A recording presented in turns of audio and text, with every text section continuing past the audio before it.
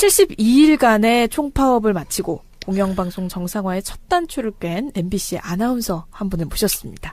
네, MBC에 입사한 후에 무려 3번의 총파업에 아주 적극적으로 참여를 하셨거든요. 그러면서 경영진의 눈밖에 나셔서 고생도 많이 하시고 지금 작년에는 결국 부당 전보를 당해서 마이크 앞에 설 수 없는 그런 위치가 되기도 하셨는데 자 이제는 다시 만나면 좋은 친구가 돼서 마이크 앞에 당당하게 서기를 기다리시는 MBC의 차미연 아나운서 나오셨습니다. 안녕하세요. 네, 어서 오십시오.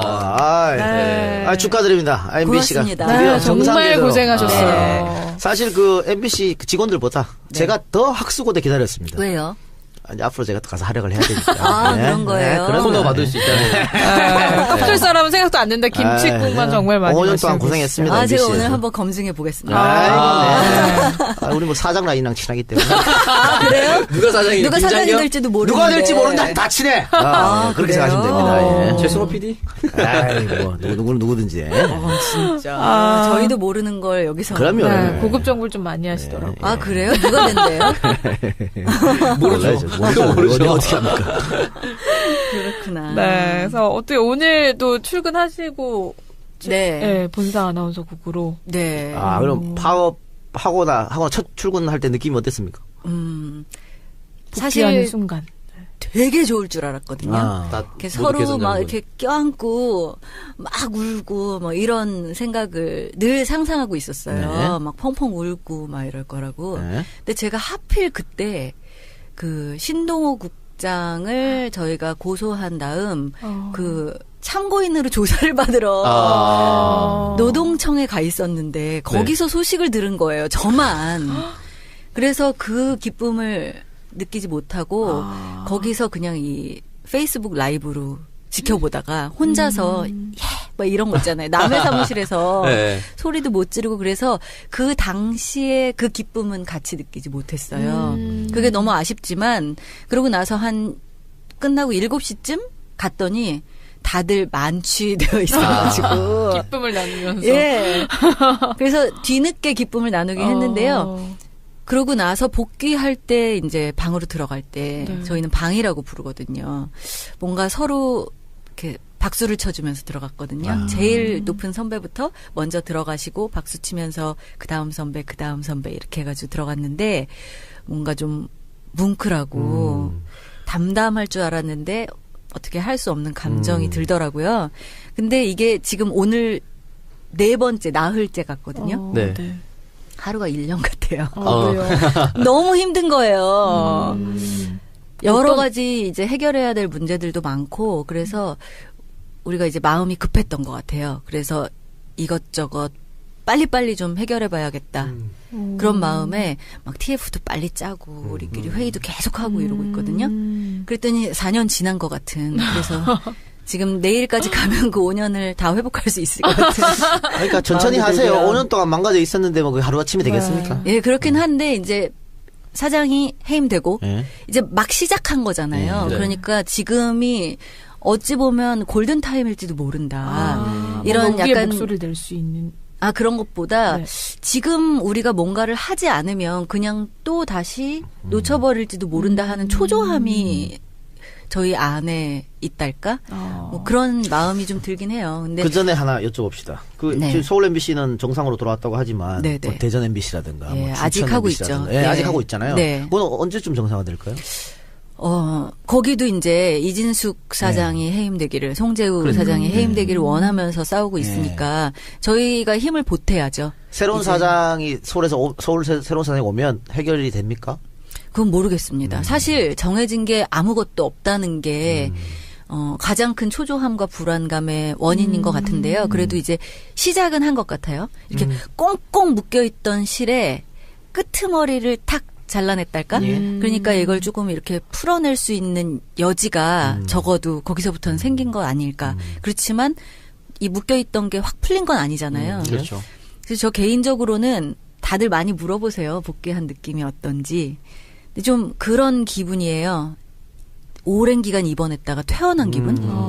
그래서 회복도 될 것도 알고 퇴원이 됐으니까 내 몸도 괜찮다는 거 아는데 왠지 기운이 없고 마음은 초조하고 좀 회복도 하고 싶으면서도 좀 그런 마음이 저 개인적으로는 있어요. 근데 그래도 같이 있다는 게 되게 좋아요. 그 1차 파업할 때 한 170일 이상 파업했는 걸로 알고 있고. 네네. 이번에도 한 72일. 그러면 그걸 1차, 2차 이렇게 나누나요? 뭐라 그럽니까? 아니, 저희는, 제가 그 전에 39일 미디어법 파업을 했었어요. 그리고 170일 파업하고 또 요번에 파업을 했잖아요. 그래서 그게 이렇게 한 묶음 같은 느낌 있잖아요. 그럼 한 묶음을 한 1년 정도 파업했는데 그 파업하는 동안 월급도 못 받았을 거 아니에요? 못 받았죠.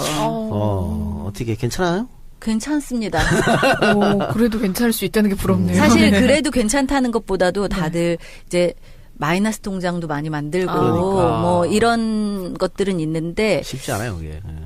이게 그런 마음이 있는 것 같아요. 저는 내가 당사자다. 사실 그런 마음으로 버텼거든요. 그만두고 싶을 때도 많았는데 그러니까. 내가 당사자인데 당사자가 여기에서 자리를 지키지 않으면 정말 큰일 난다. 이런 마음들이 있었기 때문에 사실은 월급은 되게 2차적인 문제였어요. 근데 이제 사람들이 월급 안 받은 것 때문에 되게 거기에 초점을 맞춰주실 때 걱정해 주시는 건 고마웠는데 그 부분이 우리한테 더 중요한 게 아니거든요. 진짜 언론의 역할을 못할 때 진짜 부끄럽거든요. 근데 그거를 특히나 아나운서들은 맨 앞에서 그런 이야기를 내 입으로 해야 되고 네, 그렇죠. 그런 상황을 매일매일 겪는다는 거는 더 고통스러운 일이거든요. 속물근성이 있어서 그런 건 잘 모르겠고요. 돈이 중요하고. 자, 그래요? 방금 그만두고 싶을 때도 있었다고 했는데 2012년 파업할 때 그때도 아나운서들 그 이후로 한 10여 명이 간뒀지 않습니까? 네, 많이 그만뒀죠. 그분들 간두고 나서 또 계속해서 싸워왔다가 지금 성과를 이뤄낸 거잖아요. 그분들이 뭐 연락 오거나 그런 건 없었어요? 거의 지금도 굉장히 자주 만나고 연락하고 같이 싸운 거나 다름없어요. 이렇게 얘기하면은 뭐 회사에서 만난 사람을 뭐 이런 마음으로 하실 수도 있는데 저한테는 이 자리에선 제가 개인적인 이야기를 많이 할 수 있을 것 같다는 생각이 들었는데 저한테는 이제 파업을 하고 나서 그만두고 싶을 때 그렇지 않을 수 있도록 자리에서 버틸 수 있도록 한 두 가지 요인이 있었는데 하나는 동료애였고요. 전우회로 승화됐죠. 그런 거죠. 그리고 또 하나는 아나운서 이 직업에 대한 자부심이었어요. 그래서 이 친구들이 그만두게 된 게 지금까지 제일 아프고요. 지금도 우리가 김장겸 사장 해임 됐지만 제일 안타깝고 아쉬운 게 같이 싸웠던 그리고 같이 일해야 되는 그래서 이 일들을 같이 기뻐해야 되는 우리 동료들이 바깥에 있다는 게 같이 할 수 없다는 게 그게 제일 마음이 아프죠. 마음이 아프죠. 네, 되게 자주 만나요. 근데 뭐 오상진, 문지혜 그 당시에 예. 박혜진 또 우리 김소영도 최근에 나갔고요. 김정근 또 박소현, 김경화도 저희 동기인데요. 예, 그 친구들도 그렇고 김경화 아나운서. 예. 서현진 아나운서는 계속 계시나요? 네. 서현진 아나운서 나갔는데요. 이제 곧 결혼한다고 며칠 전에 저희 그 방에 와가지고 아주 밝은 모습으로 청첩장을 기분 좋게 돌릴 수 있다고. 네. 얼마 전에 제 샵에서 뵀거든요. 같은 샵 다니죠. 월급은 제 축의금 주세요 이런 느낌으로. 그러네요. 네. 저는 개인적으로 1, 2차 파업 다 현장에 가봤습니다. 네, 어디로 오셨어요? 여의도에 간 적 있고 뭐 외칠 때 다 근처에 있었고 2차 파업 때는 그 농구 볼 때 있는 데가 여의도 공원인가? 여의도 공원에 네, 뭐 가서 아나운서방 뭐 기자방 이렇게 만들어서 막 사람들 오게끔 만들었던 거기도 있었고 그때 문지혜랑 최일구 선배랑 같이 거기서 사인도 해드리고 다 갔었고 종로 보신각 앞에서 흰색 고양이 가면 쓰고 플래시몹도 하고 있었어요. MBC의 광렬한 팬이었다가 지금은요? 지금 이제 돌아가야겠죠. 정상화되는 모습 보면서 네. 고맙습니다. 네. 그렇습니다. 근데 아까도 말씀을 하셨지만 일단 뭐 신동호 아나운서를 고발을 하셨는데 선배를 고발을 할 수밖에 없는 그런 상황이 좀 되게 속상하기도 하셨을 것 같거든요. 그렇죠. 네, 좀 어떠셨나요? 아까 말한 그 동료애라는 말과 굉장히 상충될 수 있을 것 같은 이야기잖아요. 뭐라고 주장을 했었냐면은 이 아나운서국이라는 이 틀을 지키기 위해서는 누군가는 그 일을 해야 된다고 이야기를 했었는데 정말 점점 그 사람이 하는 말보다는 그 사람이 하는 행동을 봤을 때 우리가 판단하거나 알 수 있잖아요. 도저히 뭐 자기 자리는 계속 보전하고 점점 진급하면서. 올라가면서 그러면서 하나 둘씩 동료들이 떨어져 나갈 때 정말 지켜주거나 붙잡거나 하지 않고 그냥 내보내고 또 부당 전보하고 그러면서도 계속 그런 말을 한다는 것이 도저히 믿을 수 없었고 뭐 김재철도 뭐 내가 만일 이상하게 지시가 있고 하면 한강 다리에 매달아라 뭐 이런 얘기 했더만 늘 그렇게 했잖아요. 근데 그렇게 한 다음부터도 또 행동들이 그렇게 나타날 때 그 다음부터는 이제 본색을 드러내게 된 거죠. 아니 어떻게 다 자기 동료, 자기 후배들의 밥줄을 그렇게 끊고 부당 전보시키고. 그러니까요. 지금 전민 아나운서도 어떻게 부당 전보 당하셨다고 그랬는데 어디로 가시나요? 예, 경인지사. 경인지사. 그 유명한. 예. 가서 뭐 하셨어요? 그래도 저는 경인지사에서도 문화사업제작센터라는 곳으로 발령이 났어요. 네. 그랬는데 이제 거기에 뭐 하는 데인지도 모르고. 아니 무슨 문화사업이 있는 거야? 뭐 이렇게 생각을 했는데 거기서 뭐 입찰 같은 거 할 때 저한테 아나운서 일은 못하게 하면서 자꾸 PT를 시키는 거예요.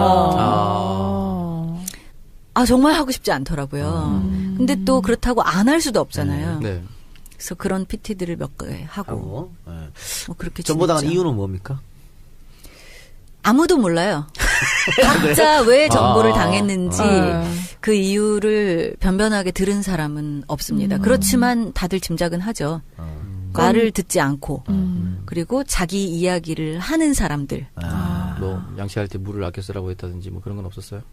저한테는 사실 제가 그녀보다 선배이기 때문에 그럴 수는 없었겠죠. 근데 저는 좀 욱하는 성질이 있어서 하고 싶은 말을 하는 편이라 그래도 좀 철퇴를 늦게 맞았달까? 그렇지만 언제고 내 차례가 오긴 오겠구나 이런 생각을 하고는 있었습니다. 그러면 사측이 하는 이야기를 다 고문고문하게 들은 사람만 남아있고 나머지는 다 부당정보 받았다고 생각하면 돼요? 그렇게 하지는 않았을 거예요. 그렇지만 이제 후배들 중에 약해서 더 이상 이렇게 그들이 열심히 이야기를 해도 별로 말빨이 안 먹히는 후배들은 그냥 뒀죠. 자기들이 이제 컨트롤이 되는 사람들. 그런 사람들은 그냥 뒀지만 자꾸 이야기들이 커지고 후배들이 어떤 중심으로 모이고 이런 선배들은 하나하나 쳐내기 시작했죠. 그러면은 그 배현진 앵커 얘기가 잠깐 나왔었는데 굉장히 놀랄만한 이야기들이 많이 공개가 됐잖아요. 선배로서 그걸 지켜보실 때 조금 어떠셨어요? 처음부터 그러진 않았을 거 아니에요. 아니 처음에는 파업도 동참하고 있었잖아요. 그러니까요. 그랬죠. 사실 저희는 대의를 위해서 싸웠지 그 어떤 그 과정에서 이렇게 했던 한 사람 뭐 그건 그렇겠죠. 이렇게 공격하고 싶지는 않지만 너무 지나치니까 이야기 나오는 거 보면은 와 진짜 너무 심한 이야기들도 많이 있어요. 그렇지만 누구 하나 갖고 이야기하고 싶진 않아요. 사실 우리가 지금 이 상황을 만든 전체적인 상황에 대해서 정말 이제 다시 재건하고 또 잘못된 것들 뿌리 뽑고 제자리를 잡아야 되는데 포커스가 어떤 한 사람으로 맞춰질 때 그냥 마녀사냥에서 끝난다면 정말 그걸 원하지 않기 때문에 그렇죠. 그 사람 한 사람 사라진다고 해서 바뀌는 건 아닐까요? 네. 그렇잖아요. 예. 그러면 그 아나운서 방 안에 지금 파업에 뭐 적극적으로 참여했던 분들도 계실 거고 사실 아닌 분들도 계시잖아요. 그래도 이제 그냥 같이 계속 잘 지내. 네, 마주쳐요. 네, 좀 근데 약간 민망할 것 같은데. 그런 거죠. 아니, 다른 사람들은 좀 이렇게 품이 넓으신 분들은요. 이렇게 그래도 인사도 하고 하더라고요. 근데 저는 아직 안 돼, 그게. 조금 시간이 필요한 것 같아요. 그게 정상이에요. 맞아요. 정상이지, 그게. 그게 정상인 거예요. 품이 넓은 게 이상한 거 아니에요? 아니, 그 되게 상황에서. 인격적으로 성숙하신 분들이 있어요. 정말 제가 보면서 옆에서 보면서 진짜 어떻게 저럴까 하는 느낌까지 주는 분들이 있어요. 정말로. 근데 인격적으로 성숙해서 한 방 더 먹이는 거 아니에요? 그렇게 함으로써 저 화를 더 끄고 이렇게. 그럴 수 있나? 얘들아 우리 돌아왔어. 혼자 있어서 심심했지. 이렇게 현진아 이렇게 9시 뉴스 이제 나눠서 하자. 이렇게. 그걸 엄청 크게 먹이는 건데. 저기 기자로 전직해가지고요. 네, 지금 아나운서국에 있지는 않아요. 저는 좀 궁금한 게 뭐 양승은 아나운서라든지. 아 딤섬. 우리가 또 최대현 아나운서라든지. 청취자들 위해서. 뭐 그런 분들하고는 관계가 어떻게 되는지 좀 궁금하기도 하더라고요. 사실 예. 같은 방에 있으면 마주칠 수밖에 없으니까. 지금은 그냥 이렇게. 같이 밥도 먹고. 그럴 리가요. 어떻게 겸상을. 진짜 굉장히 이렇게 품이 넓지가. 뭘 밥을 먹어. 말씀하시는 뭔가 뉘앙스가. 이제 괜찮다. 뭔가 이런 뉘앙스여가지고. 품 넓으신 분들이 인사를 해도 밥은 같이 먹는다. 그러니까 도저히 이렇게 사람이니까 서로 이렇게 인사를 할 때 모른 척한다 이 정도가 아닌 거지. 그렇다고 해가지고 뭐 아직. 아직이라는 표현이 맞을지는 잘 모르겠지만, 그렇게는 좀 어려운 것 같아요. 왜냐면 그분들이 저희한테 한 게 있기 때문에, 그쵸. 그것까지는 조금 너무, 그렇습니다. 예, 욕심이다. 말이 안 되는 사실 그렇게 하는 게 말이 안 되는 거예요. 맞아요. 네. 그럼 부당정보 받으셨던 분들이 이제 다 돌아오신 거, 복귀하신 거고. 같이 있는 것 자체가 좋더라고요. 그 명령이 나왔나요? 다 복귀하라는? 그거 없이 그냥 지금 다 그냥 복귀하고 없이 원상 복귀니까 잘했어요. 잘했어요. 일단 돌아오고 아직 발령이 난 건 아니고 아니 뭐 새로운 사장 오면 정식 발령하겠죠. 네. 그러니까 어떤 사장님이 오실까요? 좀 힌트 좀 주세요. 알고 계시면. 아니요, 사장을 내리꽂는 게 아니고, 이렇게 공모 절차가 있지. 예, 그렇게 한다고 하고, 또 이번에는. 1차로 고르고, 두 번째 프레젠테이션. 인터넷 생중계도 하니까. 프레젠테이션은 원래 있어요. 그래서 왜 예전에, 고영주 이사장 속기록이 나왔었잖아요. 지난번 사장 뽑을 때. 그래서 권재홍 앵커가 유휴 인력들은 경인지사로 보냈다. 앵커들은 더 이상 앵커를 할 수 없게 하겠다. 이런 얘기 나왔다 그럴 때 소심하게 난가? 앵커인데 앵커 못하게 하고 경인지사로 유휴 인력을 보내고 이런 이야기 할 때 경인지사에 앉아있는 전직 앵커 출신 저는 이게 나은가? 이런 생각이 들더라고요. 근데 그런 사장을 할 때 프레젠테이션이 있었는데 이번에는 인터넷 생중계를 한다 그러니까 정말 시청자들도 지켜보고 감시하고 그게 정말 정정당당한 프레젠테이션인가 저 사람이 적합한 사람인가 볼 수 있겠죠. 저도 보고 최강욱 이사 방문 이사한테 제가 물어봤는데 정말로 답답할 정도로 정부에서 아무런 압력이 없대요, 지금. 그러니까 역설적으로 그만큼 전혀 관여를 안 하니까 걱정하지 마시고 기다리시면 좋은 사람이 사장이 되지 않을까 싶어요. 아나운서 국장도 빨리 바뀌었으면 좋겠네요. 그러네요. 예, 사장이 바뀌면 차례로 이제 인사가 나겠죠. 근데 지금 오늘 보니까 변창립 씨가 아침에 방송하더라고요. 네네. 그러면은 신동국 국장은 스스로 나 안 하겠다 한 거예요, 방송을? 저희 파업하던 당시에 본인이 시선 집중 못할 것 같다고 이야기를 했다더라고요. 그래가지고 마지막 양심입니까?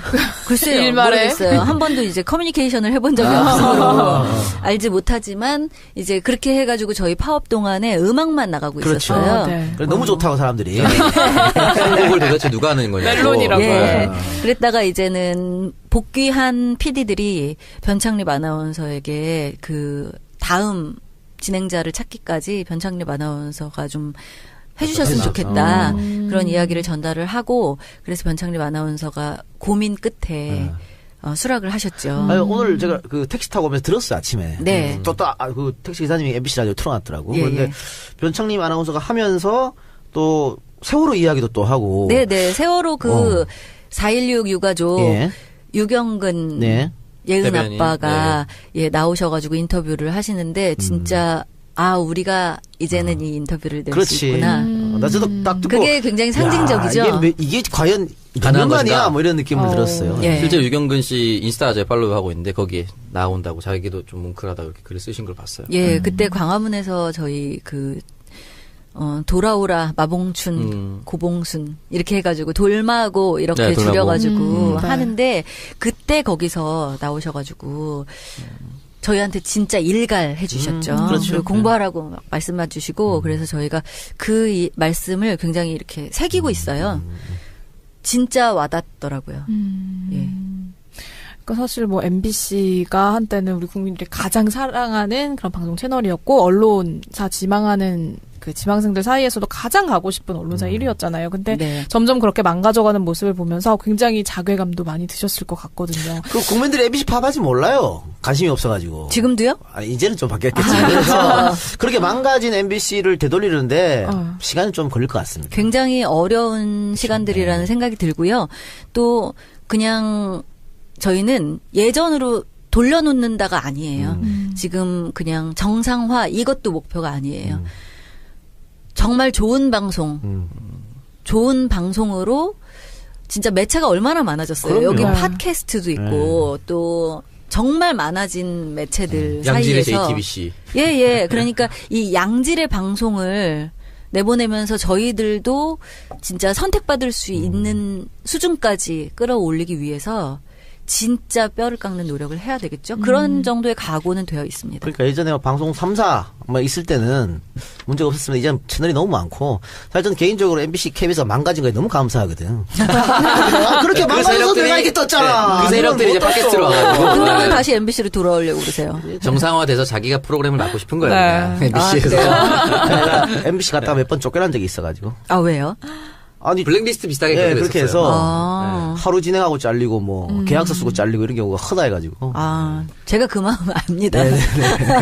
어쨌든 제2의 개국을 준비한다고 생각을 하셔야겠네요. 네. 제2의 뭐 이런 말도 사실 부담스럽고요. 제일 마음이 아팠던 게 그 정말 최고의 방송이었잖아요. 그런데 저의 책임도 있는 것 같고, 그러니까 당사자, 아까도 당사자라고 얘기했는데 당사자로서 지키지 못한 책임도 있는 것 같고, 촛불 집회 때 나가봤더니 정말 어린아이들까지 MBC에 대해서 안 좋은 마음을 갖고 있더라고요. 제가 그걸 보면서 저희는 어렸을 때 막 뽀뽀뽀 뭐 이런 거 보면서 자라면서 MBC 하면은 그냥 뭔가 마음이 이렇게 간질간질해지는 뭉클뭉클해지는 그런 좋은 마음을 갖고 있었는데 지금 이제 자라나는 어린이들까지도 MBC에 대해서 그런 감정을 갖고 있다는 게 너무 속상하고 이거를 진짜 이런 믿음을 다시 돌려놓기 위해서는 우리가 갈 길이 진짜 바쁘고 멀다. 예전에 올림픽이나 월드컵 같은 거 방송 3사 함께 중계할 때 저는 MBC만 봤거든요. 그렇죠. MBC를 보면 괜히 이길 것 같은. 그런 권투부터 시작한 옛날에 그냥 그 음악만 나와도 저희 MBC 스포츠의 음악만 나와도 지금 입으로 하시는 거예요? 따라할 수 없어. 모르겠는데. 아니 근데 진짜 저희의 그런 약간 로고송 같은 거 있잖아요. 뚱뚜둥뚱뚱 이것만 나와도 MBC고 또 MBC 스포츠 빰빰빰빰빰빰 이것도 있고 권투도 또 빰빠라빰빠라빰빠라 정말 옛날이지만 그런 식으로 그냥 모두의 이 뇌리에 각인되어 있는 그 MBC의 이미지 그게 이미지가 꼭 이 시각적 이미지 아니라도 이 마음속에 있는 이미지가 있는데 그것들을 이제 다시 만나도 좋은 친구로 다시 만나면 좋은 친구가 아니라 말씀하신 대로 MBC가 정상화가 되고 나서 꼭 한번 개인적으로 맡고 싶은 프로그램이나 이런 게 있으세요? 지금은 이제 조직의 복구가 굉장히 이제 초조하고 불안해서 그런 마음을 갖고 있는데 제가 알쓸신잡을 요새 좀 좋아하는데요. 내가 좀 타이밍 놓친 것 같아 이런 마음이 드는 건 뭐냐면 제가 그런 수다 프로그램을 되게 좋아해요. 근데 지금 한창 그 먹는 음식 프로그램이 지나고 수다 프로그램들이 막 이렇게 굉장히 좋아지는 것 같아요. 뭐 썰전도 그렇고 알쓸신잡도 그렇고 팟캐스트 1위 수다맨. 시류에 편승했던 겁니까? 내가 제일 먼저 했어. 왜 그래? 뭔가 이렇게 시류를 앞서 나가는 뭐 이런 분인가 보죠. 근데 그런 것들이 이제 저는 되게 해보고 싶거든요. 재밌어하고 그리고 그게 뭐 저 혼자만의 역량이 아니라도 그냥 듣기만 해도 좋고 질문 던지고 전 궁금한 걸 막 못 참아서 계속 질문 던지는 편이거든요. 그래서 여기 나올 때도 제가 좀 부담스러웠어요. 왜냐하면 제가 소재가 되거나 제 이야기를 하는 게 그렇게 익숙하지 않아요. 저는 질문을 던지는 거에 훨씬 더 익숙하고 그 일을 18년간 해왔고 그랬기 때문에 무슨 얘기를 어떻게 해야 되나. 근데 제가 알쓸신잡을 보니까 그 구구절절 얘기하는 게 굉장히 통하는 시기가 된 것 같다. 그래서 그런 프로그램이 생긴다면 제가 재밌게 해보고 싶은 마음이 있어요. 18년 차. 2000년에 입사하신 거예요, 그러면? 네, 2000년 1월 1일. 뉴 밀레니엄. 중2 때죠, 제가. 아, 그래요? 저 초등학교 6학년. 하지 마요. 그, TV도 하고 라디오도 하셨는데, 네. 뭐가 더 본인하고 맞는 것 같아요? 전 다 좋아해요. 다 괜찮아요? 예. 이야기할 수 있는 곳, 그리고 전 좀 약간 새로운 거 빨리빨리 알고 이런 거 되게 관심 많거든요. 네. 그래서, TV, 라디오 다, 네, TV, 라디오 다 되게 좋아했었고, 이제, 더 이렇게 애써 했던 프로그램들이 좀 있는 것 같아요. 제가 더 공을 들인달까? 손에 잡히는 경제 할 때 제가 진짜로 인생에 있어서 내가 뭔가를 이렇게 몰입해서 할 수 있을까 하는 생각이 들 정도로 사실 그 전에 교수님이 하셨어요. 네.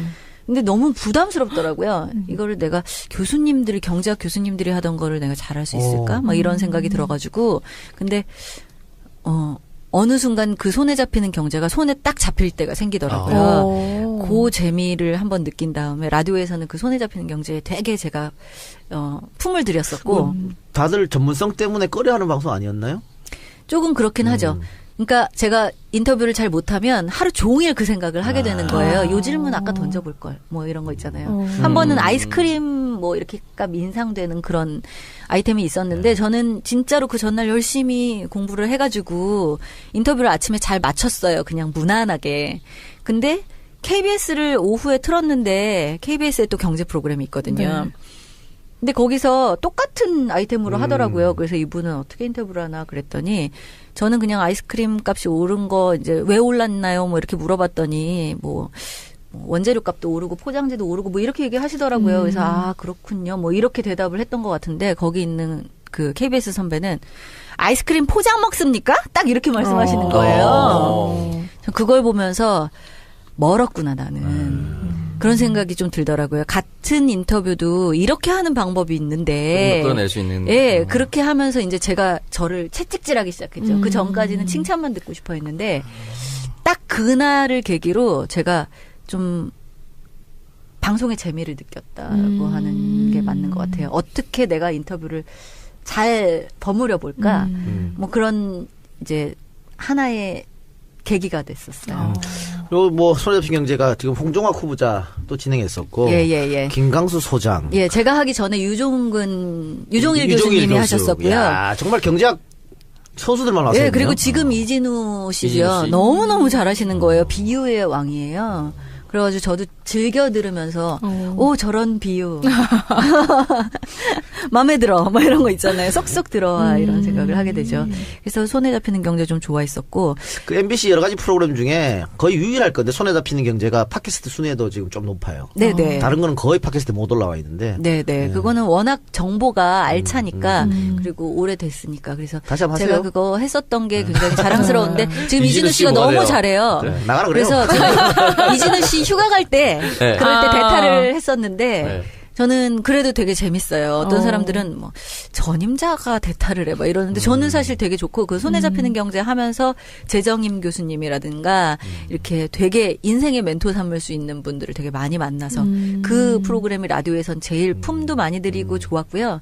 TV에서는 좀 어떤 전문 분야를 하는 게 전 재밌더라고요. 그래서 출발 비디오 여행을 되게 초반에 했었는데 정말 재밌게 했었고요. 그건 지금 막 1200회 돼가지고 네. 그것도 재밌게 했고 문화사색은 5년을 했어요. 그래서 재밌었고 출발 비디오 여행은 파업할 때 아침 저녁으로 계속 틀어주더라고요. 그게 이제 김경식의 영화 대 영화 이런 거는 김경식 씨 그때도 같이 했었는데 딱 편집해갖고 내보내기 너무 좋잖아요. 그러니까 계속 돌리더라고. 네. 그래서 아마 작가들은 좀 좋아했을 거예요. 그럼 뭐 손에 잡은 경제 이런 거 하세요 그럼. 이미 잡힌 경제. 조금 하다 보니까 유치하시다. 어떻게든 이제 웃음을 끌어내려고 유치하지 않는 거예요. 아 죄송해요. 제가 좀 노잼이죠. 아까 제가 딱 들어왔을 때 너무 실망하셔가지고. 아니 근데 수다 떠는 방송 좋아하신다고 하시면 팟캐스트도 잘 맞는 거 아닌가요? 네, 네. 근데 이제 저는 프리랜서는 아니니까, 공영방송 정상화를 위해서 애쓰고, 또, 막 이렇게 재미를 위한 방송도 저는 되게, 잘 못해요. 보고 싶어요. 그래. 그러면 이제 방송을 하면서 뭔가 이제 정권의 그런 압력을 받으면서 방송할 때, 진짜 이건 좀 아닌데라고 생각되는 뉴스라든지 이런 거를 직접 전하셨던 적도 있을 것 같아요. 제일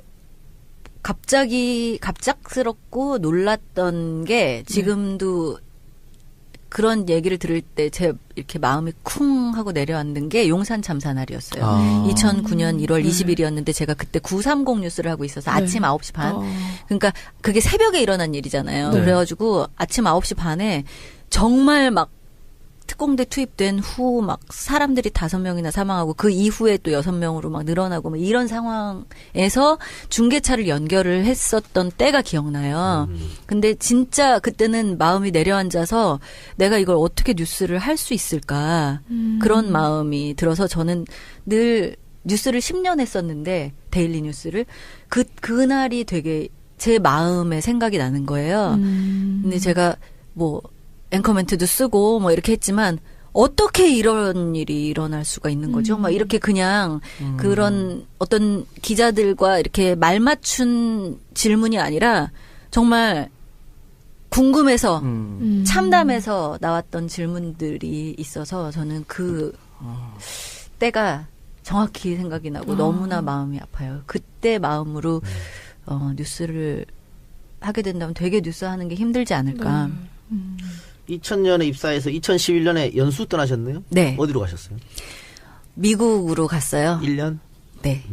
요거는 비용은 어떻게? 제가 냈죠. 그러니까 회사에서 연수를 보내줘서 기본급은 나와요. 그래서 그걸로 하고 거기 연수 비용은 제가 냈어요. 언론 단체에서 막 주고 그러잖아요.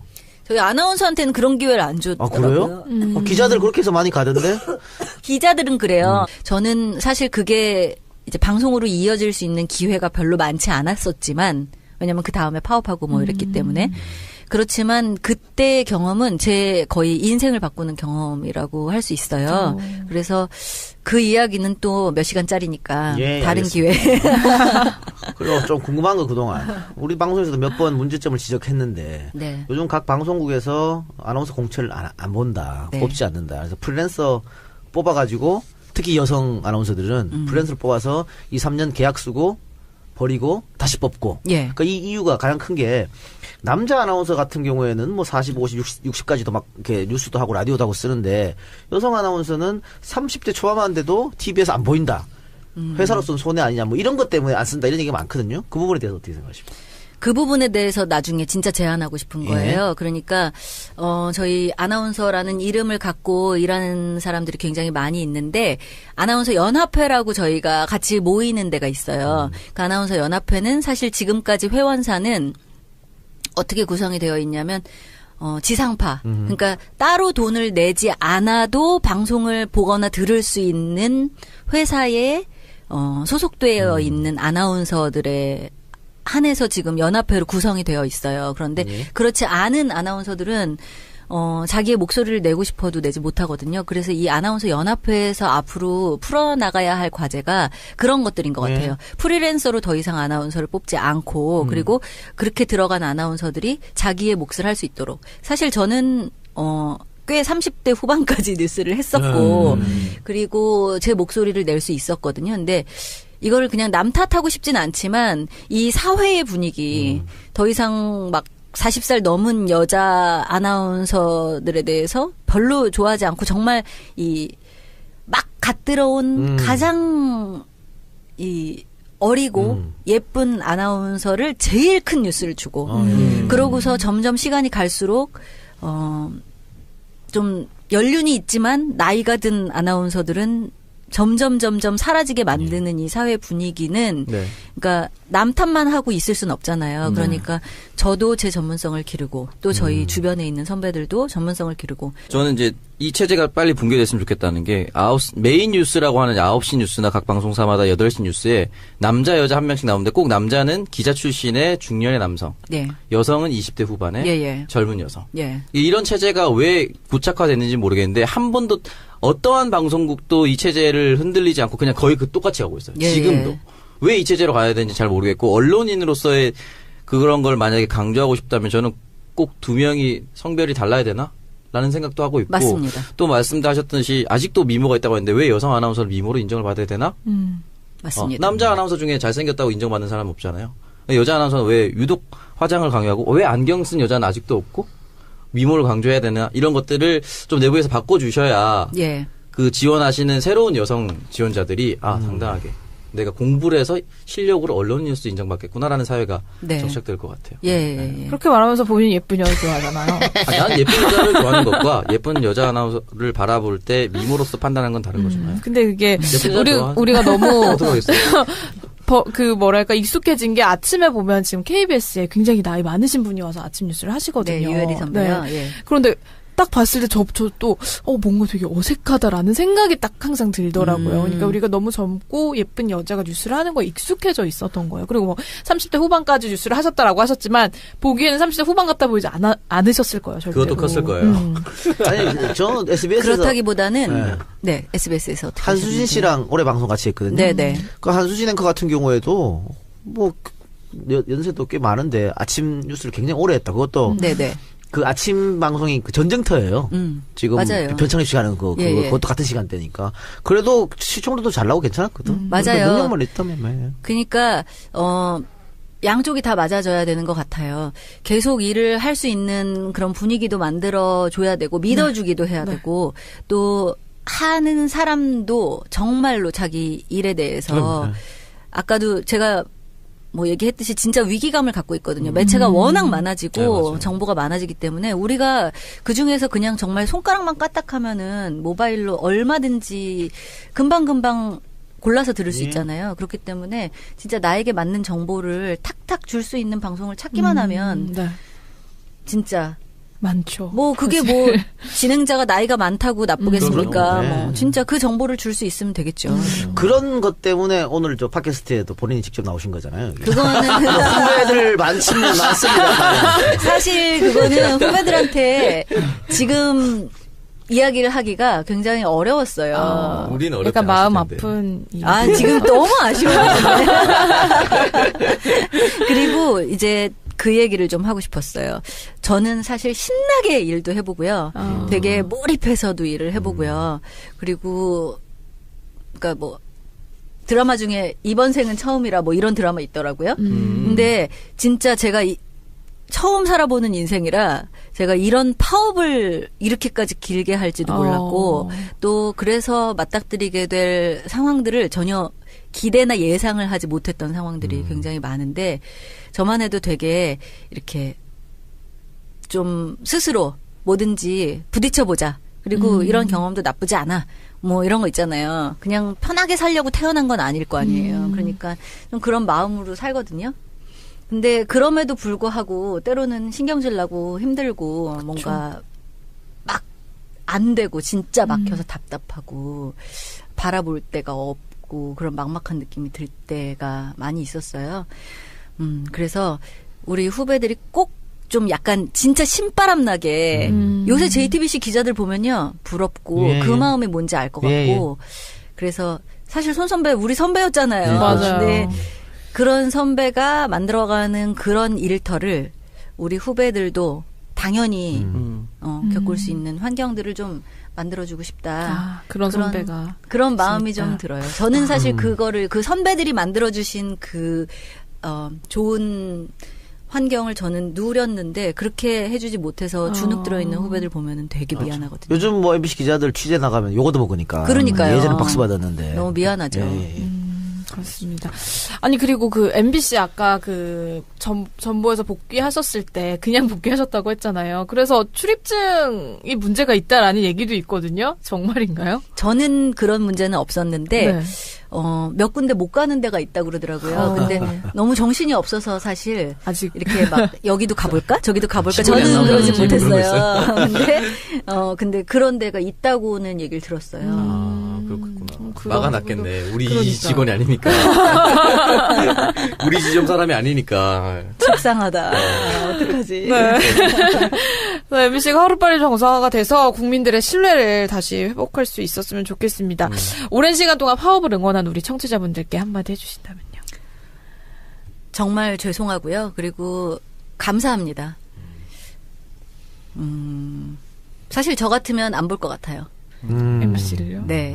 진짜 너무 망가져 있고, 그래서 왜곡된 정보를 주는 방송을 정말 안 볼 것 같은데, 그래도 옛날에 MBC가 어떻게 했었느냐를 기억해 주시고 기대를 해 주신다는 면에서 저희가 그런 마음의 빚을 지고 있어요. 그런데 다행인 것은 그 안에 있었던 구성원들이 바뀌지 않고 그리고 그 어떤 조직보다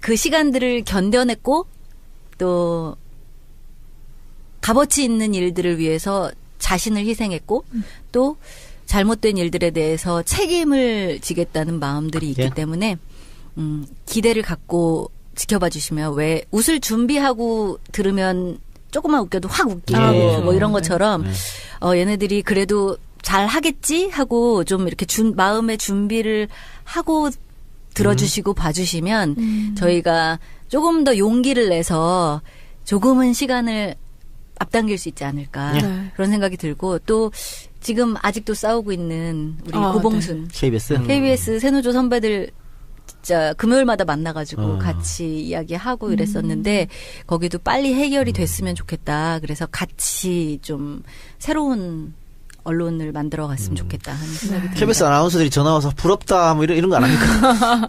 너희라도 빨리 돼서 다행이야. 이런 이야기를 해주실 때 진짜 감동이고 죄송하죠.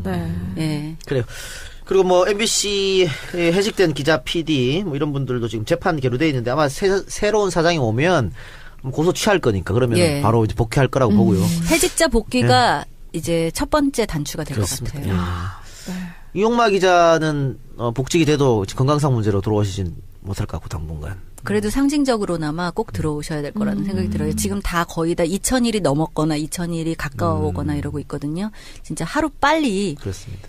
복직이 돼야 될 것 같아요. 그게 제일 급한 급선무라는 생각이 들어요. 네, 정말 긴 시간 동안 싸워왔던 만큼 좋은 결과가 좀 있었으면 좋겠습니다. 그동안 고맙습니다.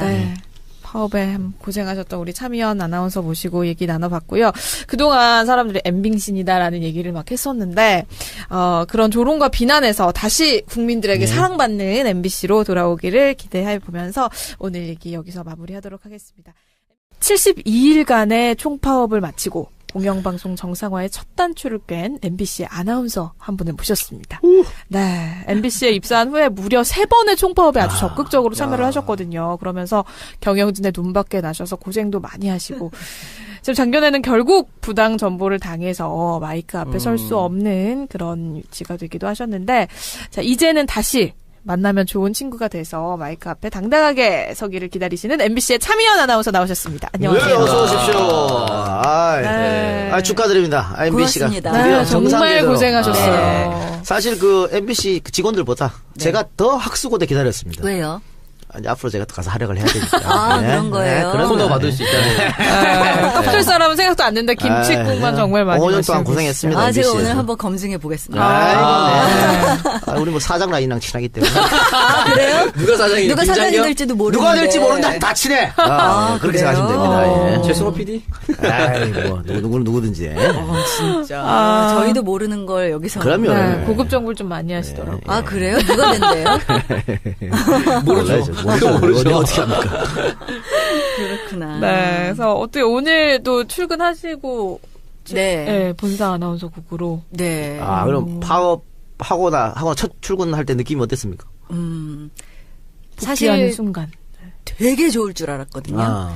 서로 막 이렇게 껴안고 막 울고 뭐 이런 생각을 늘 상상하고 있었어요. 막 펑펑 울고 막 이럴 거라고. 근데 제가 하필 그때 그 신동호 국장을 저희가 고소한 다음 그 참고인으로 조사를 받으러 노동청에 가 있었는데 거기서 소식을 들은 거예요. 저만.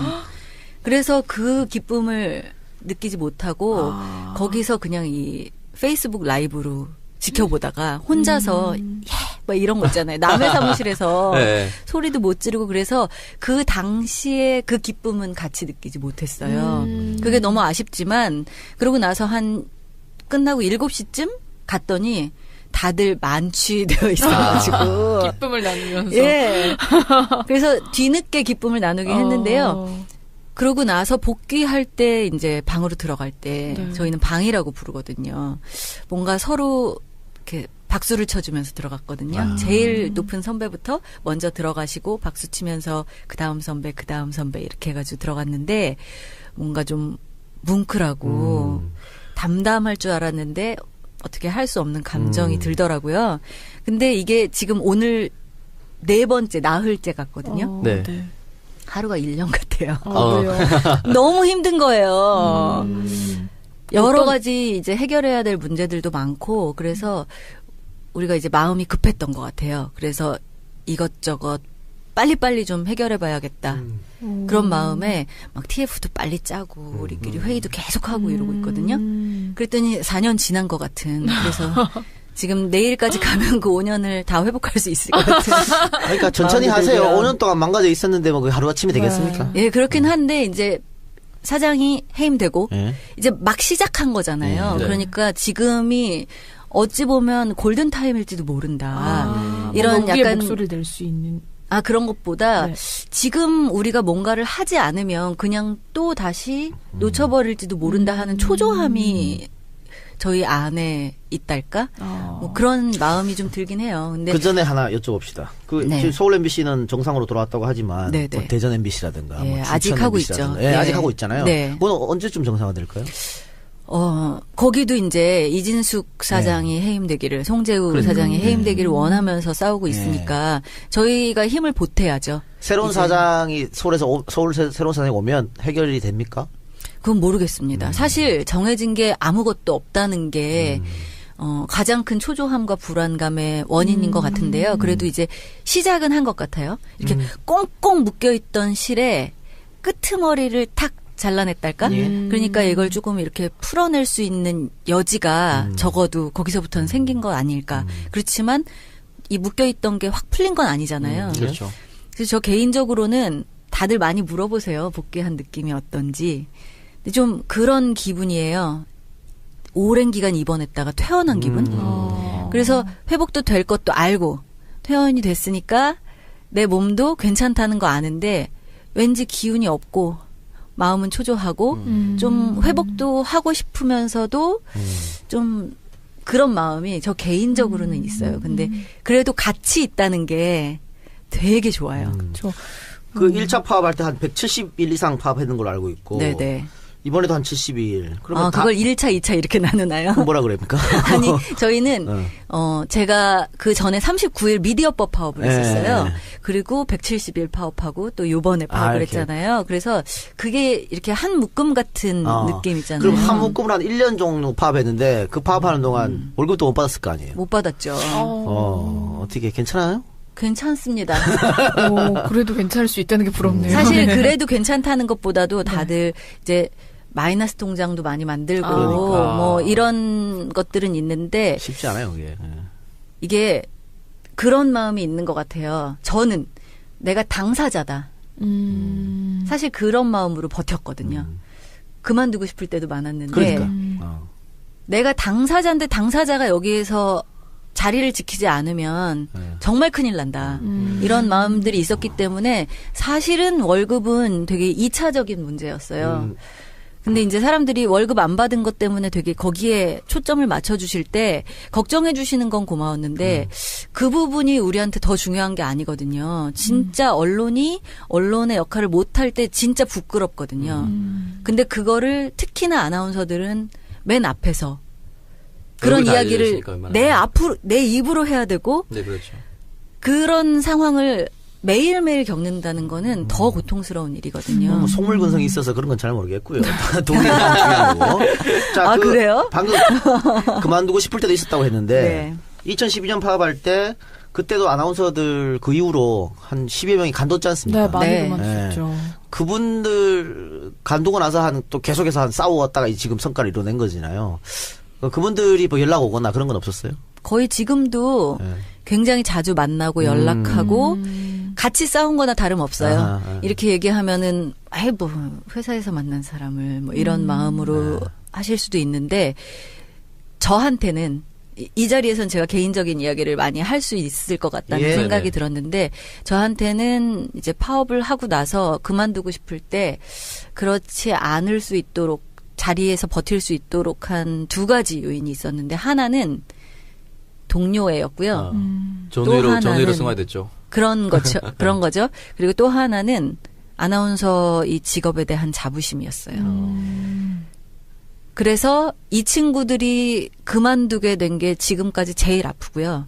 지금도 우리가 김장겸 사장 해임 됐지만 제일 안타깝고 아쉬운 게 같이 싸웠던 그리고 같이 일해야 되는 그래서 이 일들을 같이 기뻐해야 되는 우리 동료들이 바깥에 있다는 게 같이 할 수 없다는 게 그게 제일 마음이 아프죠. 마음이 아프죠. 네, 되게 자주 만나요. 근데 뭐 오상진, 문지혜 그 당시에. 예. 박혜진 또 우리 김소영도 최근에 나갔고요. 김정근 또 박소현, 김경화도 저희 동기인데요. 예, 그 친구들도 그렇고. 김경화 아나운서. 예. 서현진 아나운서는 계속 계시나요? 네. 서현진 아나운서 나갔는데요. 이제 곧 결혼한다고 며칠 전에 저희 그 방에 와가지고 아주 밝은 모습으로 청첩장을 기분 좋게 돌릴 수 있다고. 네. 얼마 전에 제 샵에서 뵀거든요. 같은 샵 다니죠. 월급은 제 축의금 주세요 이런 느낌으로. 그러네요. 네. 저는 개인적으로 1, 2차 파업 다 현장에 가봤습니다. 네, 어디로 오셨어요? 여의도에 간 적 있고 뭐 외칠 때 다 근처에 있었고 2차 파업 때는 그 농구 볼 때 있는 데가 여의도 공원인가? 여의도 공원에 네, 뭐 가서 아나운서방 뭐 기자방 이렇게 만들어서 막 사람들 오게끔 만들었던 거기도 있었고. 근데 문지혜랑 최일구 선배랑 같이 거기서 사인도 해드리고 다 갔었고 종로 보신각 앞에서 흰색 고양이 가면 쓰고 플래시몹도 하고 있었어요. MBC의 광렬한 팬이었다가 지금은요? 지금 이제 돌아가야겠죠. 정상화되는 모습 보면서. 네. 고맙습니다. 네. 그렇습니다. 근데 아까도 말씀을 하셨지만 일단 뭐 신동호 아나운서를 고발을 하셨는데 선배를 고발을 할 수밖에 없는 그런 상황이 좀 되게 속상하기도 하셨을 것 같거든요. 그렇죠. 네, 좀 어떠셨나요? 아까 말한 그 동료애라는 말과 굉장히 상충될 수 있을 것 같은 이야기잖아요. 뭐라고 주장을 했었냐면은 이 아나운서국이라는 이 틀을 지키기 위해서는 누군가는 그 일을 해야 된다고 이야기를 했었는데 정말 점점 그 사람이 하는 말보다는 그 사람이 하는 행동을 봤을 때 우리가 판단하거나 알 수 있잖아요. 도저히 뭐 자기 자리는 계속 보전하고 점점 올라가면서 그러면서 하나 둘씩 동료들이 떨어져 나갈 때 정말 지켜주거나 붙잡거나 하지 않고 그냥 내보내고 또 부당 전보하고 그러면서도 계속 그런 말을 한다는 것이 도저히 믿을 수 없었고 뭐 김재철도 뭐 내가 만일 이상하게 지시가 있고 하면 한강 다리에 매달아라 뭐 이런 얘기 했더만 늘 그렇게 했잖아요. 근데 그렇게 한 다음부터도 또 행동들이 그렇게 나타날 때 그 다음부터는 이제 본색을 드러내게 된 거죠. 아니 어떻게 다 자기 동료, 자기 후배들의 밥줄을 그렇게 끊고 부당 전보시키고. 그러니까요. 지금 자민 아나운서도 어떻게 부당 전보 당하셨다고 그랬는데 어디로 가시나요? 예, 경인지사. 경인지사. 그 유명한. 예. 가서 뭐 하셨어요? 그래도 저는 경인지사에서도 문화사업제작센터라는 곳으로 발령이 났어요. 네. 그랬는데 이제 거기에 뭐 하는 데인지도 모르고. 아니 무슨 문화사업이 있는 거야? 뭐 이렇게 생각을 했는데 거기서 뭐 입찰 같은 거 할 때 저한테 아나운서 일은 못하게 하면서 자꾸 PT를 시키는 거예요. 정말 하고 싶지 않더라고요. 근데 또 그렇다고 안 할 수도 없잖아요. 네. 그래서 그런 PT들을 몇 개 하고 뭐 그렇게 전보당한 이유는 뭡니까? 아무도 몰라요. 각자 왜 정보를 당했는지 그 이유를 변변하게 들은 사람은 없습니다. 그렇지만 다들 짐작은 하죠. 말을 듣지 않고 그리고 자기 이야기를 하는 사람들. 뭐 양치할 때 물을 아껴 쓰라고 했다든지 뭐 그런 건 없었어요? 저한테는 사실 제가 그녀보다 선배이기 때문에 그럴 수는 없었겠죠. 근데 저는 좀 욱하는 성질이 있어서 하고 싶은 말을 하는 편이라 그래도 좀 철퇴를 늦게 맞았달까? 그렇지만 언제고 내 차례가 오긴 오겠구나 이런 생각을 하고는 있었습니다. 그러면 사측이 하는 이야기를 다 고분고분하게 들은 사람만 남아있고 나머지는 다 부당정보 받았다고 생각하면 돼요? 그렇게 하지는 않았을 거예요. 그렇지만 이제 후배들 중에 약해서 더 이상 이렇게 그들이 열심히 이야기를 해도 별로 말빨이 안 먹히는 후배들은 그냥 뒀죠. 자기들이 이제 컨트롤이 되는 사람들. 그런 사람들은 그냥 뒀지만 자꾸 이야기들이 커지고 후배들이 어떤 중심으로 모이고 이런 선배들은 하나하나 쳐내기 시작했죠. 그러면은 그 배현진 앵커 얘기가 잠깐 나왔었는데 굉장히 놀랄만한 이야기들이 많이 공개가 됐잖아요. 선배로서 그걸 지켜보실 때 조금 어떠셨어요? 처음부터 그러진 않았을 거 아니에요. 아니 처음에는 파업도 동참하고 있었잖아요. 그러니까요. 그랬죠. 사실 저희는 대의를 위해서 싸웠지 그 어떤 그 과정에서 이렇게 했던 한 사람 그건 그렇겠죠. 이렇게 공격하고 싶지는 않지만 너무 지나치니까 이야기 나오는 거 보면은 와 진짜 너무 심한 이야기들도 많이 있어요. 그렇지만 누구 하나 갖고 이야기하고 싶진 않아요. 사실 우리가 지금 이 상황을 만든 전체적인 상황에 대해서 정말 이제 다시 재건하고 또 잘못된 것들 뿌리 뽑아서 저희들도 진짜 선택받을 수 있는 수준까지 끌어올리기 위해서 진짜 뼈를 깎는 노력을 해야 되겠죠. 그런 정도의 각오는 되어 있습니다. 그러니까 예전에 방송 3사 있을 때는 문제가 없었으면 이제 채널이 너무 많고 사실 저는 개인적으로 MBC 캡에서 망가진 거에 너무 감사하거든. 그렇게 망가져서 내가 이렇게 떴잖아. 그 세력들이 이제 팟캐스트로 와가지고. 근데 다시 MBC로 돌아오려고 그러세요. 정상화돼서 자기가 프로그램을 맡고 싶은 거예요. 네. MBC에서. 내가 MBC 갔다가 몇 번 쫓겨난 적이 있어가지고. 아 왜요? 아니 블랙리스트 비슷하게 그렇게 해서 하루 진행하고 잘리고 뭐 계약서 쓰고 잘리고 이런 경우가 허다해가지고. 제가 그 마음 압니다. 그래서 제2의 개국을 준비한다고 생각을 하셔야겠네요. 네. 제2의 뭐 이런 말도 사실 부담스럽고요. 제일 마음이 아팠던 게 그 정말 최고의 방송이었잖아요. 그런데 저의 책임도 있는 것 같고, 그러니까 당사자 아까도 당사자라고 얘기했는데 당사자로서 지키지 못한 책임도 있는 것 같고. 촛불 집회 때 나가봤더니 정말 어린아이들까지 MBC에 대해서 안 좋은 마음을 갖고 있더라고요.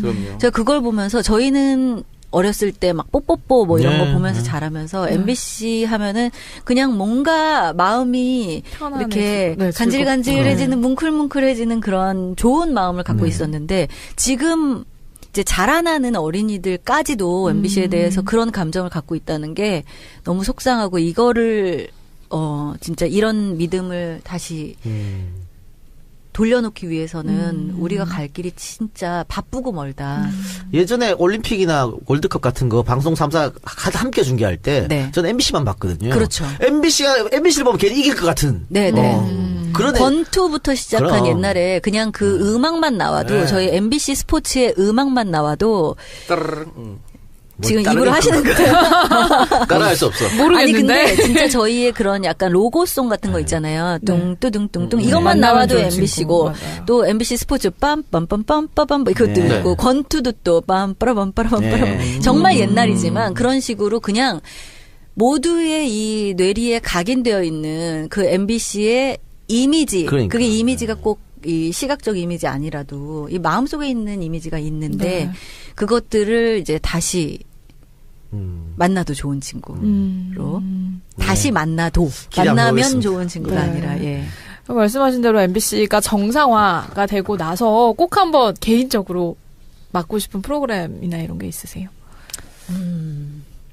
지금은 이제 조직의 복구가 굉장히 이제 초조하고 불안해서 그런 마음을 갖고 있는데 제가 알쓸신잡을 요새 좀 좋아하는데요. 내가 좀 타이밍 놓친 것 같아 이런 마음이 드는 건 뭐냐면 제가 그런 수다 프로그램을 되게 좋아해요. 근데 지금 한창 그 먹는 음식 프로그램이 지나고 수다 프로그램들이 막 이렇게 굉장히 좋아지는 것 같아요. 뭐 썰전도 그렇고 알쓸신잡도 그렇고 팟캐스트 1위 수다맨. 시류에 편승했던 겁니까? 내가 제일 먼저 했어. 왜 그래? 뭔가 이렇게 시류를 앞서 나가는 뭐 이런 분인가 보죠. 근데 그런 것들이 이제 저는 되게 해보고 싶거든요. 재밌어하고 그리고 그게 뭐 저 혼자만의 역량이 아니라도 그냥 듣기만 해도 좋고 질문 던지고 전 궁금한 걸 막 못 참아서 계속 질문 던지는 편이거든요. 그래서 여기 나올 때도 제가 좀 부담스러웠어요. 왜냐하면 제가 소재가 되거나 제 이야기를 하는 게 그렇게 익숙하지 않아요. 저는 질문을 던지는 거에 훨씬 더 익숙하고 그 일을 18년간 해왔고 그랬기 때문에 무슨 얘기를 어떻게 해야 되나. 근데 제가 알쓸신잡을 보니까 그 구구절절 얘기하는 게 굉장히 통하는 시기가 된 것 같다. 그래서 그런 프로그램이 생긴다면 제가 재밌게 해보고 싶은 마음이 있어요. 18년 차, 2000년에 입사하신 거예요, 그러면? 네, 2000년 1월 1일. 네, 1월 뉴 밀레니엄. 중2 때죠, 제가. 아, 그래요? 저 초등학교 6학년. 하지 마요. 그, TV도 하고 라디오도 하셨는데, 네. 뭐가 더 본인하고 맞는 것 같아요? 전 다 좋아해요. 다 괜찮아요? 예. 이야기할 수 있는 곳, 그리고 전 좀 약간 새로운 거 빨리빨리 알고 이런 거 되게 관심 많거든요. 네. 그래서, TV, 라디오 다, 네, TV, 라디오 다 되게 좋아했었고, 이제, 더 이렇게 애써 했던 프로그램들이 좀 있는 것 같아요. 제가 더 공을 들인달까? 손에 잡히는 경제 할 때 제가 진짜로 인생에 있어서 내가 뭔가를 이렇게 몰입해서 할 수 있을까 하는 생각이 들 정도로 사실 그 전에 교수님이 하셨어요. 네. 근데 너무 부담스럽더라고요. 이거를 내가 교수님들이, 경제학 교수님들이 하던 거를 내가 잘할 수 있을까? 막 이런 생각이 들어가지고. 근데, 어느 순간 그 손에 잡히는 경제가 손에 딱 잡힐 때가 생기더라고요. 그 재미를 한번 느낀 다음에 라디오에서는 그 손에 잡히는 경제에 되게 제가 품을 들였었고. 다들 전문성 때문에 꺼려하는 방송 아니었나요? 조금 그렇긴 하죠. 그러니까 제가 인터뷰를 잘 못하면 하루 종일 그 생각을 하게 되는 거예요. 요 질문 아까 던져볼 걸. 뭐 이런 거 있잖아요. 한 번은 아이스크림 뭐 이렇게 값 인상되는 그런 아이템이 있었는데 저는 진짜로 그 전날 열심히 공부를 해가지고 인터뷰를 아침에 잘 마쳤어요. 그냥 무난하게. 근데 KBS를 오후에 틀었는데 KBS에 또 경제 프로그램이 있거든요. 네. 근데 거기서 똑같은 아이템으로 하더라고요. 그래서 이분은 어떻게 인터뷰를 하나 그랬더니 저는 그냥 아이스크림 값이 오른 거 이제 왜 올랐나요? 뭐 이렇게 물어봤더니 뭐 원재료 값도 오르고 포장재도 오르고 뭐 이렇게 얘기하시더라고요. 그래서 아 그렇군요. 뭐 이렇게 대답을 했던 것 같은데 거기 있는 그 KBS 선배는 아이스크림 포장 먹습니까? 딱 이렇게 말씀하시는 거예요. 전 그걸 보면서 멀었구나 나는. 그런 생각이 좀 들더라고요. 같은 인터뷰도 이렇게 하는 방법이 있는데. 끌어낼 수 있는. 예, 그렇게 하면서 이제 제가 저를 채찍질하기 시작했죠. 그 전까지는 칭찬만 듣고 싶어 했는데, 딱 그날을 계기로 제가 좀 방송의 재미를 느꼈다고 하는 게 맞는 것 같아요. 어떻게 내가 인터뷰를 잘 버무려 볼까? 뭐 그런 이제 하나의 계기가 됐었어요. 그리고 뭐 손에 잡힌 경제가 지금 홍종학 후보자 또 진행했었고, 예. 김강수 소장, 예, 제가 하기 전에 유종일 교수님이 하셨었고요. 야, 정말 경제학 소수들만 왔어요. 예, 그리고 지금 이진우 씨죠. 너무 잘하시는 거예요. 비유의 왕이에요. 그래가지고 저도 즐겨 들으면서 오 저런 비유 마음에 들어 뭐 이런 거 있잖아요. 쏙쏙 들어와 이런 생각을 하게 되죠. 그래서 손에 잡히는 경제 좀 좋아했었고 그 MBC 여러 가지 프로그램 중에 거의 유일할 건데 손에 잡히는 경제가 팟캐스트 순위에도 지금 좀 높아요. 네네. 다른 거는 거의 팟캐스트에 못 올라와 있는데. 네네. 네. 그거는 워낙 정보가 알차니까 그리고 오래됐으니까 그래서 다시 한번 제가 하세요. 그거 했었던 게 굉장히 자랑스러운데 지금 이진우 씨가 너무 잘해요. 네. 나가라 그래요. 그래서 제가 이진우 씨 휴가 갈 때 네. 그럴 때 대타를 했었는데 네. 저는 그래도 되게 재밌어요. 어떤 사람들은 뭐 전임자가 대타를 해 막 이러는데 저는 사실 되게 좋고 그 손에 잡히는 경제 하면서 재정임 교수님이라든가 이렇게 되게 인생의 멘토 삼을 수 있는 분들을 되게 많이 만나서 그 프로그램이 라디오에선 제일 품도 많이 들이고 좋았고요. TV에서는 좀 어떤 전문 분야를 하는 게 전 재밌더라고요. 그래서 출발 비디오 여행을 되게 초반에 했었는데 정말 재밌게 했었고요. 그건 지금 막 1200회 돼가지고 예. 네. 그것도 재밌게 했고 문화사색은 5년을 했어요. 그래서 재밌었고 출발 비디오 여행은 파업할 때 아침 저녁으로 계속 틀어주더라고요. 그게 이제 김경식의 영화 대 영화 이런 거는 김경식 씨 그때도 같이 했었는데 딱 편집해갖고 내보내기 너무 좋잖아요. 그러니까 계속 돌리더라고. 네. 그래서 아마 작가들은 좀 좋아했을 거예요. 그럼 뭐 손에 잡은 경제 이런 거 하세요 그럼. 이미 잡힌 경제. 조금 하다 보니까 유치하시다. 어떻게든 이제 웃음을 끌어내려고 유치하지 않는 거예요. 아 죄송해요. 제가 좀 노잼이죠. 아까 제가 딱 들어왔을 때 너무 실망하셔가지고. 아니 근데 수다 떠는 방송 좋아하신다고 하시면 팟캐스트도 잘 맞는 거 아닌가요? 네, 네. 근데 이제 저는 프리랜서는 아니니까, 공영방송 정상화를 위해서 애쓰고, 또, 막 이렇게 재미를 위한 방송도 저는 되게, 잘 못해요. 보고 싶어요. 그래. 그러면 이제 방송을 하면서 뭔가 이제 정권의 그런 압력을 받으면서 방송할 때, 진짜 이건 좀 아닌데라고 생각되는 뉴스라든지 이런 거를 직접 전하셨던 적도 있을 것 같아요. 제일 갑작스럽고 놀랐던 게 지금도 그런 얘기를 들을 때 제 이렇게 마음이 쿵 하고 내려앉는 게 용산 참사 날이었어요. 2009년 1월 20일이었는데 제가 그때 930 뉴스를 하고 있어서 아침 9시 반. 그러니까 그게 새벽에 일어난 일이잖아요. 그래가지고 아침 9시 반에 정말 막 특공대 투입된 후 막 사람들이 5명이나 사망하고 그 이후에 또 6명으로 막 늘어나고 막 이런 상황에서 중계차를 연결을 했었던 때가 기억나요. 근데 진짜 그때는 마음이 내려앉아서 내가 이걸 어떻게 뉴스를 할 수 있을까 그런 마음이 들어서 저는 늘 뉴스를 10년 했었는데 데일리 뉴스를 그날이 되게 제 마음에 생각이 나는 거예요. 근데 제가 뭐 앵커 멘트도 쓰고 뭐 이렇게 했지만 어떻게 이런 일이 일어날 수가 있는 거죠? 막 이렇게 그냥 그런 어떤 기자들과 이렇게 말 맞춘 질문이 아니라 정말 궁금해서 참담해서 나왔던 질문들이 있어서 저는 그 때가 정확히 생각이 나고 너무나 마음이 아파요. 그때 마음으로 뉴스를 하게 된다면 되게 뉴스 하는 게 힘들지 않을까. 2000년에 입사해서 2011년에 연수 떠나셨네요? 네. 어디로 가셨어요? 미국으로 갔어요. 1년? 네. 요거는 비용은 어떻게? 제가 냈죠. 그러니까 회사에서 연수를 보내줘서 기본급은 나와요. 그래서 그걸로 하고 거기 연수 비용은 제가 냈어요. 언론 단체에서 막 주고 그러잖아요. 저희 아나운서한테는 그런 기회를 안 줬더라고요. 그래요? 기자들 그렇게 해서 많이 가던데?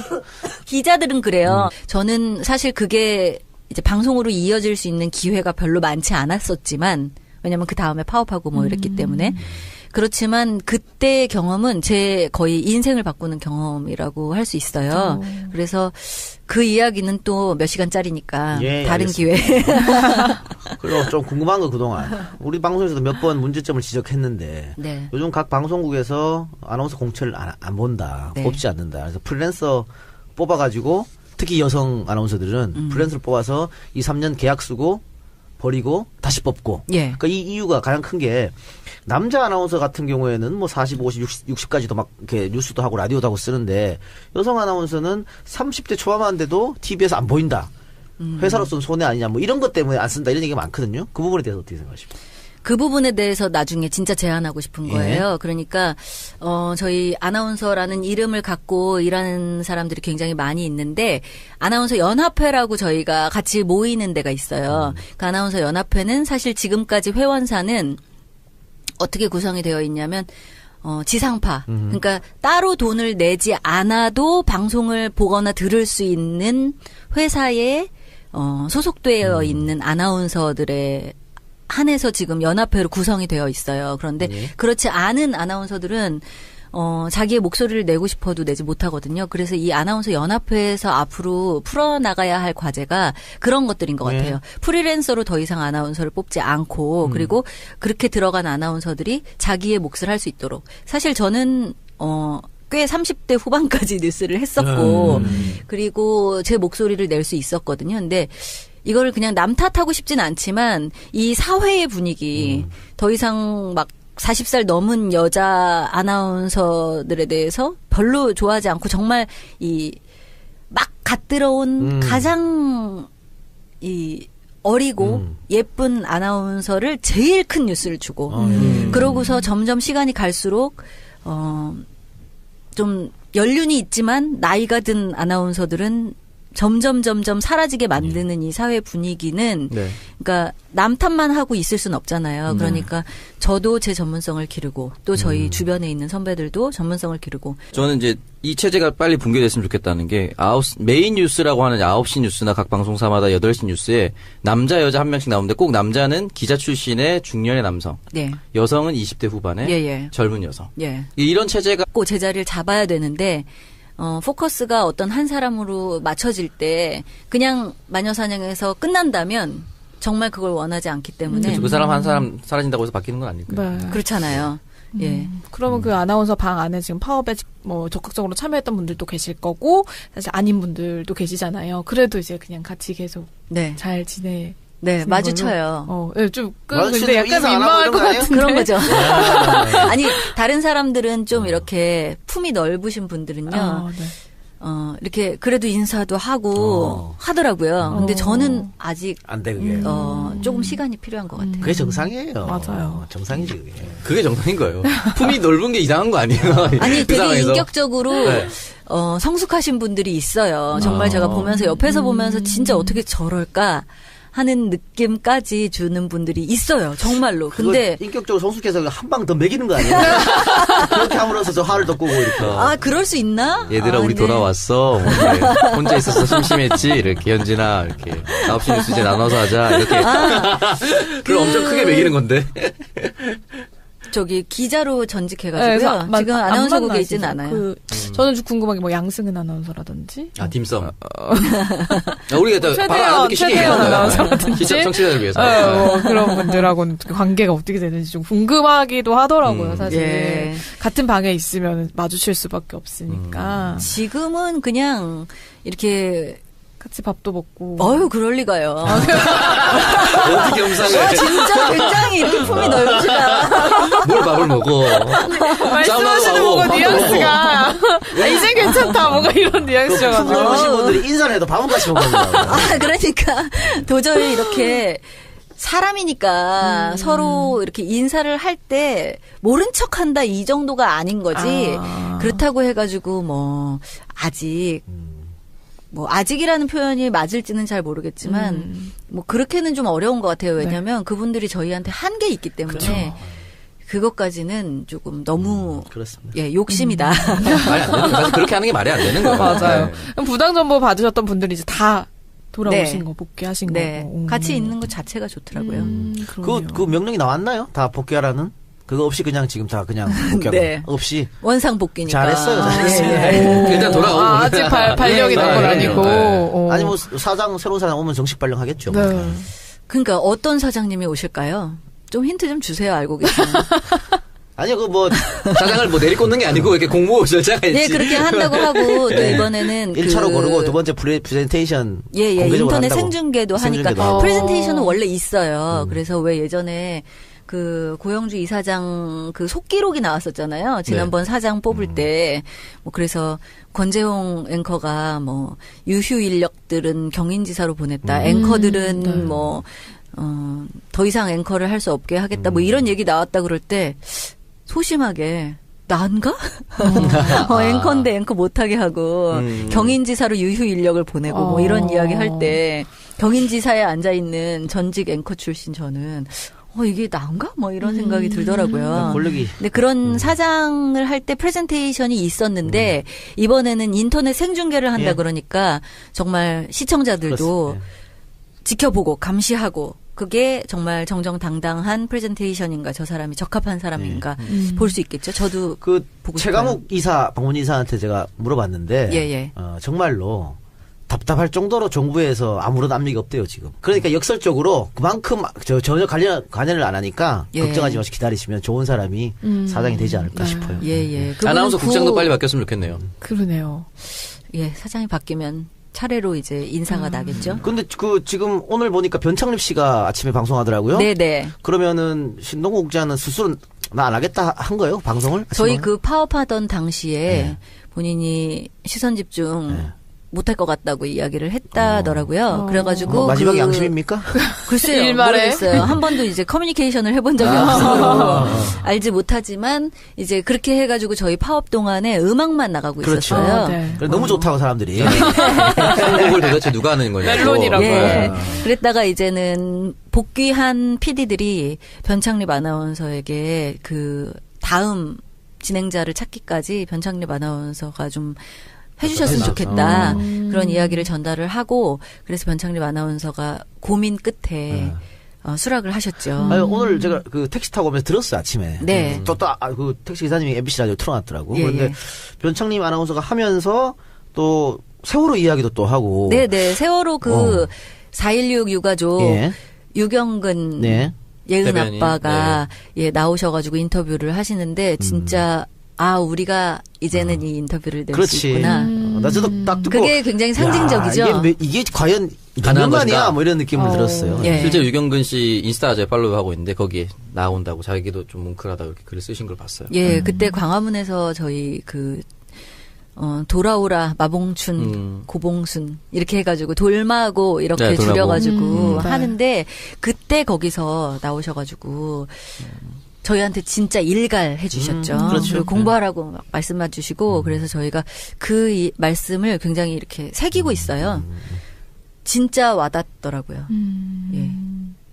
그러니까 사실 뭐 MBC가 한때는 우리 국민들이 가장 사랑하는 그런 방송 채널이었고 언론사 지망하는 그 지망생들 사이에서도 가장 가고 싶은 언론사 1위였잖아요. 근데 네. 점점 그렇게 망가져가는 모습을 보면서 굉장히 자괴감도 많이 드셨을 것 같거든요. 그 국민들이 MBC 파업하지 몰라요. 관심이 없어가지고. 지금도요? 이제는 좀 바뀌었겠지. 그래서 그렇게 망가진 MBC를 되돌리는데 시간이 좀 걸릴 것 같습니다. 굉장히 어려운 시간들이라는 생각이 들고요. 또 그냥 저희는 예전으로 돌려놓는다가 아니에요. 지금 그냥 정상화 이것도 목표가 아니에요. 정말 좋은 방송, 좋은 방송으로 진짜 매체가 얼마나 많아졌어요. 그럼요. 여기 팟캐스트도 있고 또 정말 많아진 매체들 사이에서 양질의 JTBC. 예. 그러니까 이 양질의 방송을 내보내면